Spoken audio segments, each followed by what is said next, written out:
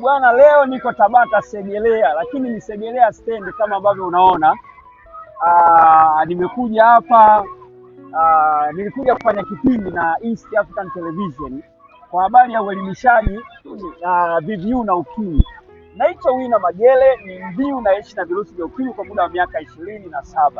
Na saizi bwana, target yangu kubwa imekuwa ni kuwafikia vijana wenzangu waliokata tamaa, waliopoteza tumaini, waliovunjika moyo, ambao wengi wao wanaishi na virusi vya ukimwi kama mimi. Nimekuja kuwapa tumaini ya kwamba kuishi na virusi vya ukimwi sio mwisho wa maisha. Na bahati nzuri bwana, nimekutana na wanangu wenyewe wa faida kabisa, watoto wa Keko. Hatari. Masimela, mabichi boy wenyewe. Mabichi boy wenyewe yani. Hapo ndo nimekuja, nimemkuta mwanangu mwenyewe kabisa yani. Yani niko na kichupa hichi hapa. Na kichupa yani leo ndo ameanza leo. Yani leo ndo nimeanza. Haya, cheki bali. Hebu onyesha na chapa yako mwanangu. Yani kama kawaida yani. Na kichupa chako onyesha kabisa mwanangu. Yani kichupa ile kama kawaida yani. Kila kitu. Wanangu hawaogopi. Tuogope nini? Maisha nini ndo haya. Afya zao. Na ndio maana kila siku tunapiga kelele, Mheshimiwa Mchengerwa. Najua leo bungeni bajeti ya Wizara ya Afya ndio inapita, tukumbuke na sisi kabisa ya taifa. Vijana saizi wameamua, vijana hawafichi kama ilivyokuwa zamani. Kabisa. Unasikia mwana anakuambia utalembaje mwandiko barua ya msiba? Barua ya msiba hailemi mwandiko. Kabisa. Umeona? Kwa mwanangu ana kichupa chake hichi hapa. Yeye ndo ameanza. Ramadhani Hassan Mwinyi.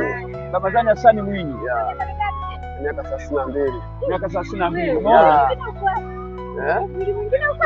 Mwili mwingine nimeupigilia pembeni. Unajua tena. Wewe kwani mtangu wakati mimi nakuoa nilikuwa na mwili huu? Unajua sometime ile tunapiga huku na huku. Yes. Miguu yote tunajua. Unaona? Kwa mshikaji wangu bwana, yeye ndo ameanza dawa. Kwa hiyo bwana, kwa kweli kama umekata tamaa rafiki yangu, angalia vijana wenzao kama yaani ndo vile yaani mapema tu. Unaona, umetoka kuchukua dawa ya Viral Load, unaona? Ndio nashangaa.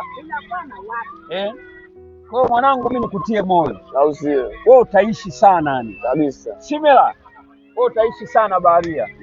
Yani utaishi sana yani mwanangu. Nakubali kabisa. Mimi bwana niko pamoja na nyinyi. Yes. Nyinyi ni wanangu. Nachukua namba. Ndio. Yes. Kabisa.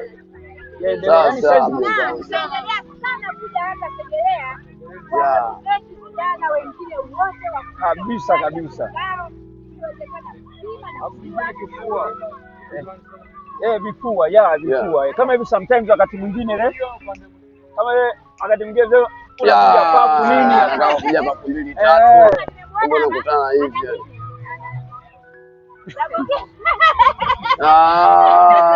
Namna gani? Jamani. Na kitu kingine mimi niwaambie tu washikaji. Ndio.